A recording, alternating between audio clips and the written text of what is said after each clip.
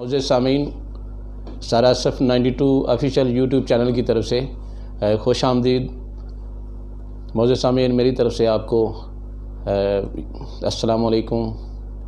آج ہم جس ٹاپک پہ گفتگو کرنے لگے ہیں وہ ٹاپک ہے ایک ہمارے عظیم اور خلیفہ راشد 5ویں نمبر پہ جن کا نمبر آتا ہے، جنہیں 5ویں خلیفہ کہا جاتا ہے، حضرت عمر بن عبدالعزیز کے حوالے سے آج ہم گفتگو کریں گے، چونکہ کرنٹ سنیریو میں حضرت عمر بن عبدالعزیز کے حوالے سے کئی قسم کی جو ہے نا وہ خبریں گردش کر رہی ہیں۔ تو آج ہم سب سے پہلے تو حضرت عمر بن عبدالعزیز کے حوالے سے بات کر لیں گے، کیونکہ وہ ایسی شخصیت ہیں جو مسلمانوں میں جن کا خلیفہ 5ویں پہ جو ہے نا وہ مشہور ہیں۔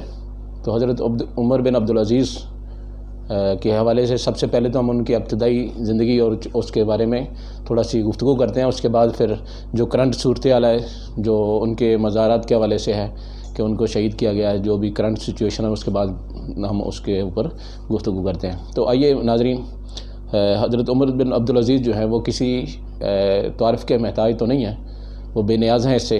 عرب کے حکمرانوں کا عزم و جزم، عقل و تدبر پورے تناسب سے اس شخصیت کے دل اور دماغ میں جمع ہو گیا تھا۔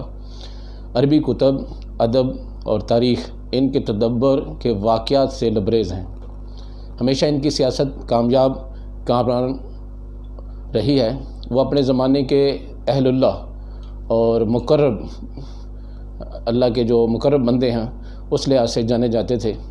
جب خلیفہ ولید نے حضرت عمر بن عبدالعزیز کو مدینہ منورہ کا گورنر بنایا تو آپ نے فرمایا کہ میں اس شرط پر گورنری منظور کرتا ہوں کہ مجھے پہلے گورنروں کی طرح ظلم و استبداد پر مجبور نہ کیا جائے۔ خلیفہ نے کہا کہ آپ حق و عدل پر عمل کریں، خواہ خزانہ شاہی کو ایک پائی بھی نہ ملے۔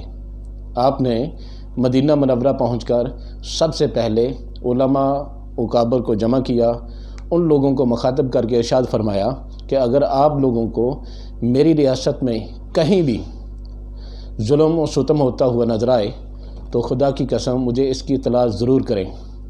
جب تک آپ مدینہ منورہ کے گورنر رہے، کسی شخص نے آپ سے عدل و انصاف، نیکی و بلائی، سخاوت، فیاضی، ہمدرد و غمساری اور خیر خواہی کے علاوہ کچھ نہیں دیکھا۔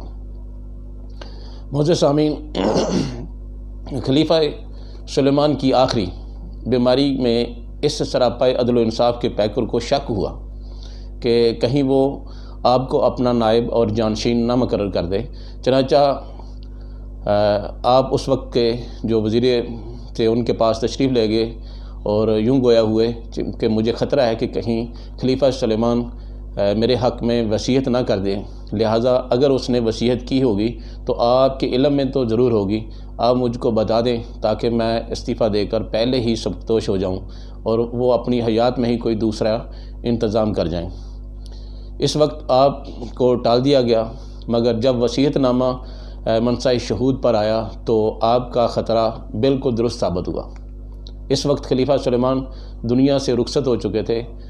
اس واسطے آپ نے عام مسلمانوں کو جمع کر کے ارشاد فرمایا، آپ نے فرمایا کہ اے لوگو، میری خواہش اور تمہارے استصواب کے بغیر، یعنی تمہاری ووٹ کے بغیر مجھے خلیفہ بنایا گیا ہے، میں تمہیں اپنی بیعت سے خود ہی آزاد کرتا ہوں، تم جسے چاہو اپنا خلیفہ چن لو۔ یہ سن کر مجمع میں بلا اتفاق یہ آواز بلند ہوئی۔ آپ نے فرمایا کہ یا امیر المومنین، جو لوگ تھے انہوں نے فرمایا کہ یا امیر المومنین، ہمارے خلیفہ آپ ہیں۔ آپ نے ارشاد فرمایا صرف اس وقت تک جب تک کہ میں اطاعت الہی کی حد سے باہر نہ قدم رکھوں۔ اس گفتگو کے بعد شاہی سواریاں پیش کی گئیں تاکہ آپ محل شاہی میں تشریف لے جائیں۔ آپ نے ارشاد فرمایا انہیں واپس لے جاؤ، میری سواری کے لیے میرا خچر ہی کافی ہے۔ جب علماء نے ممبر پر حسب رواج آپ کا نام لیا اور درود و سلام بھیجا تو آپ نے فرمایا میری بجائے سب مسلمانوں میں مردوں اور عورتوں کے لیے دعا کرو، اگر میں بھی مسلمان ہوں گا تو یہ دعا مجھے بھی خود بخود پہنچ جائے گی۔ اور تمام کارروائیوں کی مکمل ہونے کے بعد آپ اداس چہرے، حیران آنکھوں اور اڑے ہوئے رنگ کے ساتھ گھر آئے۔ لونڈی نے دیکھا اور آپ سے مخاطب ہوئی، فرمایا آج آپ اس قدر پریشان کیوں ہیں؟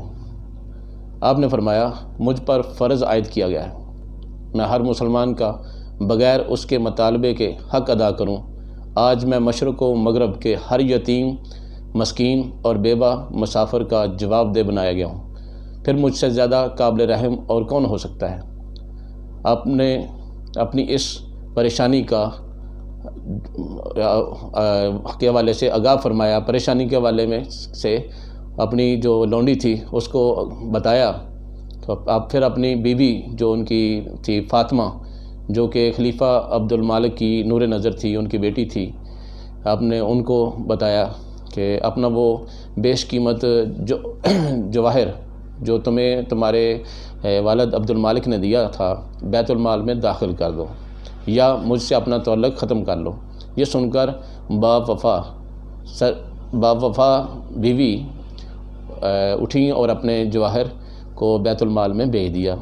جب دامن پاک اور گھر صاف ہو چکا تو آپ اپنے اہل خاندان کے طرف متوجہ ہوئے اور یزید اور معاویہ تک کے وارثوں کو ایک ایک کر کے پکڑا اور تمام غصب شدہ مال جائیداد اور ان کے اصل وارثوں تک جو ہے نا انہوں نے پہنچا دی۔ مال و دولت اس کثرت سے واپس ہوا کہ حکومت عراق کا خزانہ خالی ہو گیا اور اخراجات کے لیے دمشق سے وہاں روپیہ بھیجا گیا۔ بعض خیر خواہوں نے کہا کہ یا امیر المومنین، آپ اپنی اولاد کے لیے کچھ چھوڑیں، تو ارشاد فرمایا میں انہیں اللہ کے سپرد کرتا ہوں۔ حضرت عمر بن عبدالعزیز نے اپنے گھروں والوں کے لیے روزینے بند کر دیے تھے۔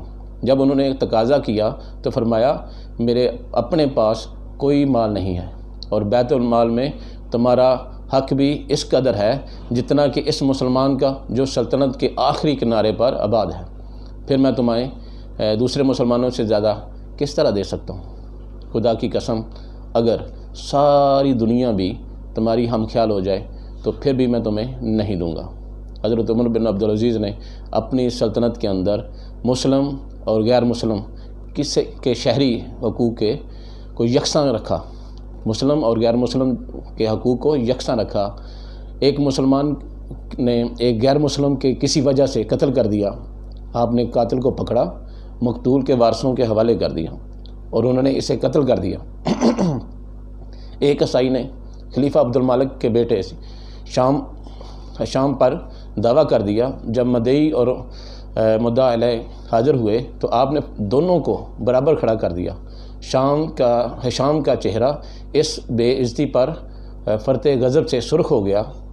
آپ نے دیکھا تو فرمایا کہ اس کے برابر کھڑے رہو، شریعت حقہ کی شان عدالت یہی ہے کہ ایک بادشاہ کا بیٹا عدالت میں ایک نصرانی کے برابر کھڑا ہو۔ حضرت عمر بن عبدالعزیز کا دور حکومت صرف 2.5 سال رہا۔ اس مختصر اور قلیل مدت میں خلق خدا نے یوں محسوس کیا کہ زمین و آسمان کے درمیان عدل کا ترازو کھڑا ہو گیا اور فطرت الہی خود آگے بڑھ کر انسانیت کو آزادی، محبت اور خوشحالی کا تاج پہنا رہی تھی۔ لوگ ہاتھوں میں خیرات لیے پھرتے مگر کوئی محتاج نہیں ملتا کہ یہاں کوئی حاجت مند باقی نہیں رہا اور عطیات کو واپس کر دیتے۔ عدی بن ارطاط والی فارس نے آپ کو لکھا کہ یہاں خوشحالی اس قدر بڑھ گئی ہے کہ عام لوگوں کے کبر غرور میں مبتلا ہو جانے کا خطرہ ہو گیا ہے۔ آپ نے جواب بھیجا لوگوں کو خدا کا شکر ادا کرنے کی تعلیم دینا شروع کر دو۔ ایک طرف لاکھوں کروڑوں لوگ امن و مسرت، راحت و شادمانی کے شادیانے بجا رہے تھے تو دوسری طرف وہ وجود مقدس جس کی وجہ سے یہ سب کچھ ہوا تھا روز بروز لاغر ضعیف ہوتا چلا جا رہا تھا۔ اسے دن کا چین میسر نہیں تھا، اسے رات کی نیند نصیب نہیں تھی۔ جب حضرت عمر بن عبدالعزیز مدینہ کے گورنر بنائے گئے تھے تو اس وقت ان کا ذاتی سازوسامان اس قدر وسیع اور عظیم تھا کہ صرف اسی سے پورے 30 اونٹ لاد کر مدینہ منورہ بھیجے گئے۔ جسم اس قدر تر و تازہ تھا کہ اندر کے ان کا جو پیٹ باندھنے کا تعمد ہوتا ہے، ازار بند جسے کہتے ہیں، کہ پلو جو ہیں وہ غائب ہو جاتے تھے، یعنی کہ آپ موٹے تازے تھے۔ لباس اور عطریات کے بے حد شوقین تھے۔ نفاست پسندی کا یہ عالم تھا کہ جس کپڑے کو دوسرے لوگ آپ کے جسم پر ایک دفعہ دیکھ لیتے تھے، دوبارہ نہیں دیکھتے تھے۔ خوشبو کے لیے مشک عنبر استعمال کرتے تھے۔ ہماری سلطنت میں سب سے زیادہ خوش لباس اور معطر اور خوش قرم شخص جو ہے وہ حضرت عمر بن عبدالعزیز تھے۔ یہ لوگ فرماتے تھے اس وقت کہ آپ جس طرف سے گزرتے تھے گلیاں اور بازار خوشبو میں نہا جاتی تھیں، لیکن جس دن خلیفہ اسلام بنائے گئے، آپ کو خلافت سونپی گئی، آپ کے اوپر بوجھ ڈالا گیا، آپ نے ساری جاگیریں اصل مالکوں کو واپس کر دیں اور فرش، لباس، عطریات، ساز و سامان، محلات، لونڈی، غلام، سواریاں سب بیچ دیں اور قیمت ان کی بیت المال میں داخل کر دی۔ آپ کے پاس صرف ایک جوڑا رہتا تھا۔ جب وہ میلا ہو جاتا تو اسی کو دھو کر پہن لیتے۔ مرض الموت میں آپ کے سالے نے اپنی بہن فاطمہ یعنی حضرت عمر بن عبدالعزیز کی اہلیہ سے کہا، امیر المومنین کی قمیض بہت میلی ہو رہی ہے، لوگ بیمار پرسی کے لیے آئے ہوئے ہیں، اسے بدل دو۔ حضرت عمر بن عبدالعزیز کی بیوی نے یہ سنا اور خاموش ہو گئی۔ بھائی نے جب پھر یہی تقاضا کیا تو فرمایا، خدا کی قسم، خلیفہ اسلام کے پاس اس کے سوا کوئی دوسرا کپڑا نہیں ہے، میں کہاں سے دوسرا کپڑا پہنا دوں؟ اور یہ جوڑا بھی خلیفہ وقت کے بدن پر جو تھا صحیح سالم نہ تھا، اس میں کئی پابند لگے ہوئے تھے۔ ایک دن آپ کو انگور کھانے کی تمنا ہوئی، آپ کی بیوی آپ کے پاس تشریف لائی اور فرمایا، کیا تمہارے پاس ایک درم ہے؟ میں انگور کھانا چاہتا ہوں۔ آپ کی بیوی نے سے پوچھا آپ نے اپنی بیوی سے، بیوی نے کہا، خلیفۃ المسلمین ہو کر آپ میں ایک پیسہ خرچ کرنے کی بھی طاقت نہیں ہے۔ فرمایا، میرے لیے جہنم کی ہتھ کڑی سے زیادہ یہ آسان ہے۔ جب خلافت کی ذمہ داریوں کا پہاڑ آپ پر ٹوٹ پڑا تو غذا اور خوراک جب آپ پر ذمہ داریوں کا پہاڑ ٹوٹ پڑا تو غذا اور خوراک کے علاوہ میاں بیوی کے تعلقات سے بھی علیحدگی اختیار کر لی۔ سارا دن سلطنت کی ذمہ داریوں نبھاتے، رات کے وقت عشاء پڑھ کر تنہا مسجد میں بیٹھ جاتے اور ساری رات جاگتے سوتے گریہ وزاری میں بسر کرتے۔ بیوی سے ان کی یہ حالت دیکھی نہ جاتی۔ ایک دن انہوں نے تنگ آ کر پوچھا تو ارشاد فرمایا، میں نے یہ ذمہ داری کے سوال پر بڑی اچھی طرح غور و خوض کیا، اس کے بعد میں اس نتیجے پر پہنچا ہوں کہ میں اس امت کے چھوٹے بڑے سیاہ و سفید کاموں کا ذمہ دار ہوں۔ مجھے یہ یقین ہو چکا ہے کہ میری سلطنت کے اندر جس قدر بھی غریب، مسکین، یتیم، مسافر، مظلوم موجود ہیں، ان سب کی ذمہ داری مجھ پر ہے۔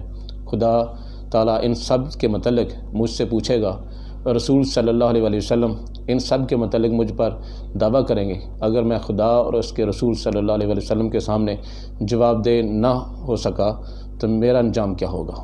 جب میں ان سب باتوں کو سوچتا ہوں تو میری طاقت گم ہو جاتی ہے، دل بیٹھ جاتا ہے، آنکھوں میں آنسو بے دریغ بہنے لگتے ہیں۔ 101 ہجری میں اموی خاندان کے بعض لوگوں نے آپ کے غلام کو 1000 اشرفی دے کر آپ کو زہر دلوا دیا۔ آپ کو اس کا علم ہوا تو غلام کو پاس بلایا، اس سے رشوت کی اشرفیاں لے کر بیت المال میں بھجوا دیں اور فرمایا، جاؤ میں تمہیں اللہ کے لیے معاف اور آزاد کرتا ہوں۔ پھر اپنے بیٹوں کو پاس بلایا اور فرمایا، اے میرے بچوں، دو باتوں میں سے ایک بات تمہارے باپ کے اختیار میں تھی، ایک یہ کہ تم دولت مند ہو جاؤ اور تمہارا باپ دوزخ میں جائے، دوسری یہ کہ تمہارا باپ جنت میں داخل ہو۔ میں نے آخری بات پسند کر لی، اب میں تمہیں صرف خدا ہی کے حوالے کرتا ہوں۔ ایک شخص نے کہا، حضرت کو روضہ نبوی کے اندر چوتھی جگہ خالی میں دفن کیا جائے۔ یہ سن کر فرمایا، خدا کی قسم، میں ہر عذاب برداشت کر لوں گا مگر رسول صلی اللہ علیہ وسلم کے جسم پاک کے برابر اپنا جسم رکھوں، یہ جرأت مجھے برداشت نہیں۔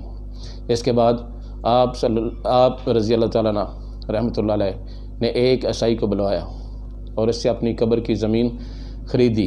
عیسائی نے کہا، میرے لیے یہ عزت کیا کم ہے کہ آپ کی ذات پاک میری زمین میں دفن ہو۔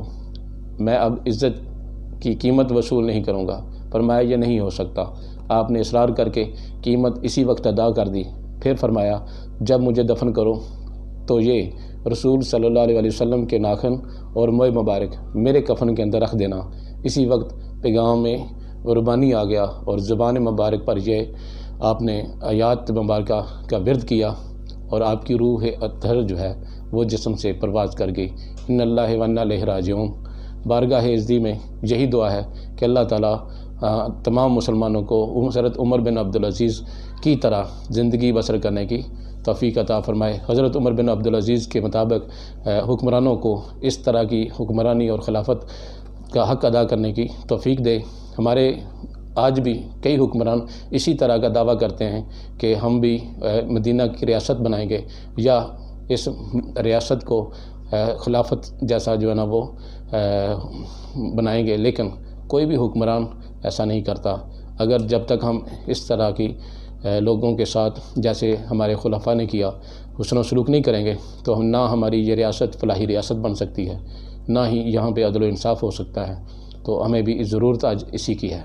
آئیے دوسری طرف چلتے ہیں، دوسری ٹاپک کی طرف، اسی میں کہ حضرت عمر بن عبدالعزیز کے جو قبر ہے اس پر موجودہ حالات میں کیا لوگوں نے کیا ہے، کیا وہاں پہ کیا ہو رہا ہے، اور جو خبریں چل رہی ہیں کہ حضرت عمر بن عبدالعزیز کے مزار مبارک کو شہید کیا گیا ہے۔ تو یہ پہلی دفعہ ہمارے جو بزرگ ہیں ان کے ساتھ اس طرح کا نہیں ہوا، اس سے قبل بھی جنت البقیع میں ہو چکا ہے، بہت پہلے اس طرح کے معاملات ہوئے۔ تو آئیے اب اس کے بارے سے آپ کو آگاہ کرتے ہیں۔ معزز سامعین، کچھ ذرا سے معلوم ہوا ہے کہ 5ویں خلیفہ راشد محسن اسلام اور مجدد اول حضرت عمر بن عبدالعزیز رضی اللہ تعالی عنہ کا مزار مبارک شام میں شہید کر دیا گیا ہے، اور وہاں پہ ان کے جو مزار کے اندر ان کے جو باقیات ہیں ان کو بھی وہ نقصان پہنچایا گیا ہے۔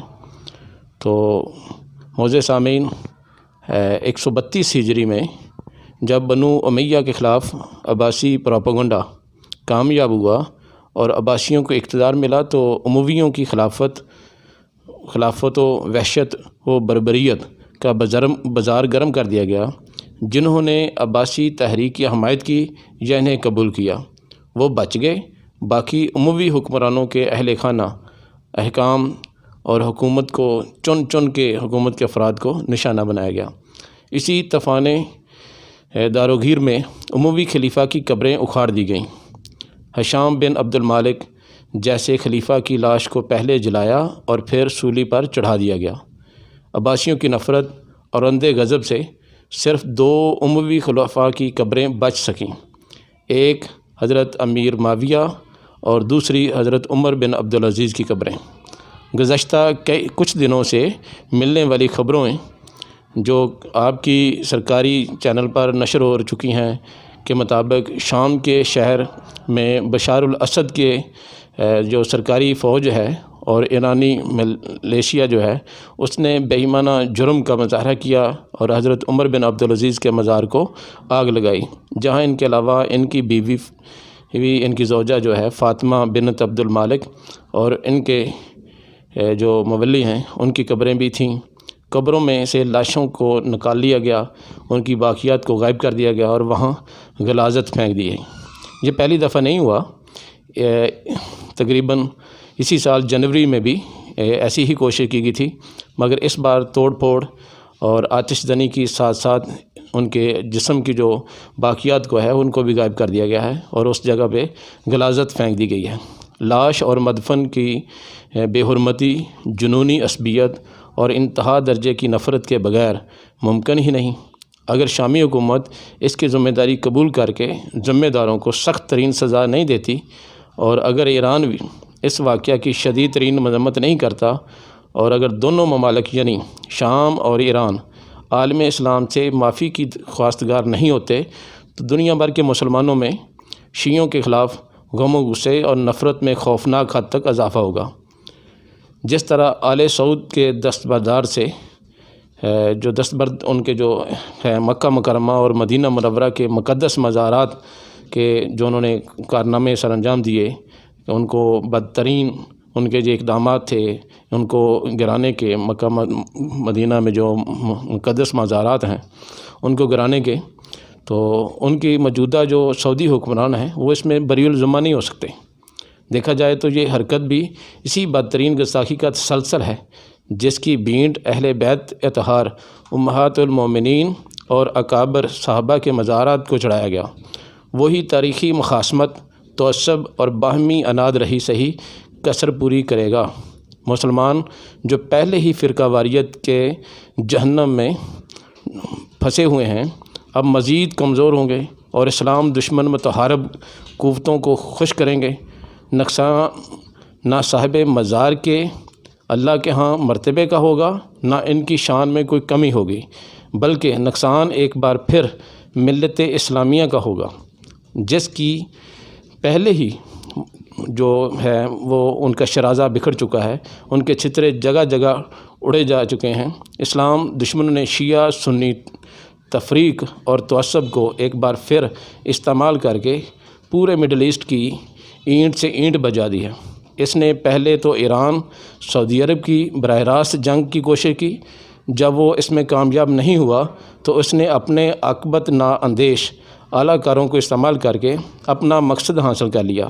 اس لیے میرے بھائیوں، نہ یہ کوئی فرقہ وارانہ پوسٹ ہے، نہ ہی یہ کوئی دھمکی ہے، اس سے بس مزید تباہی کی پیشگوئی سمجھ لیں، کیونکہ تاریخ میں بارہا ایسا ہی ہوا ہے۔ ماضی میں اس قسم کی تمام اقدامات سے کسی بھی گروہ کو کوئی فائدہ نہیں پہنچا۔ نہ کربلا میں گھوڑے دوڑانے سے یزیدیوں کا کوئی فائدہ پہنچا، نہ حجاز مقدس کے سینکڑوں مقدس مزارات گرانے سے آل سعود کو، نہ حجر بن عدی رضی اللہ تعالیٰ عنہ کی قبر کی بے حرمتی اور سیدنا خالد بن ولید رضی اللہ تعالیٰ عنہ کے مزار مبارک کی بے حرمتی سے داعش کو کسی قسم کا سیاسی فائدہ مل سکا۔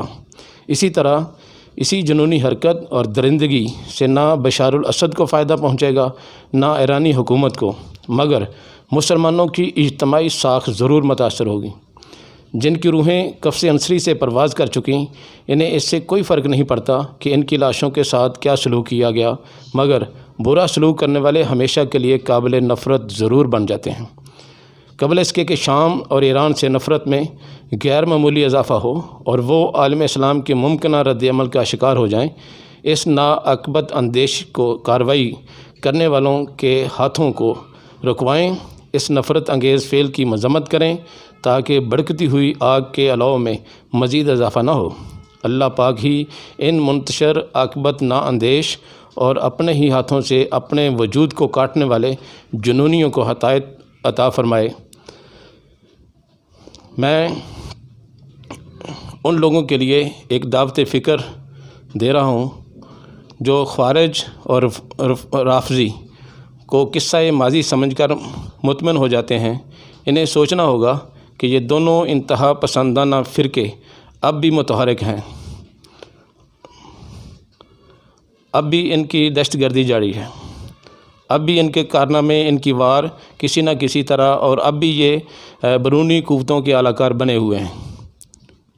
تو معزز سامعین، دعا گو ہوں کہ اللہ تعالیٰ امت مسلمہ کو اس فتنے سے بچائے رکھے، امت مسلمہ کو اس نقصان سے بچائے رکھے، امت مسلمہ کو اکٹھ نصیب ہو، امت مسلمہ کے اندر یہ جو بیرونی سازشوں کی کارستانیاں ہیں اس سے امت محفوظ رہے۔ معزز سامعین، اللہ رب العزت ہمارے ایمان کی حفاظت فرمائے۔ اللہ رب العزت ہمارے جہاں بیرونی بیماریوں کی وبا اس وقت پھیلی چل رہی ہے، اسی بیماری جو ہماری روحوں کے اندر بھی ہے اس کو بھی، جسمانی اور روحی بیماری جو ہے اس سے بھی ہمیں نجات دے۔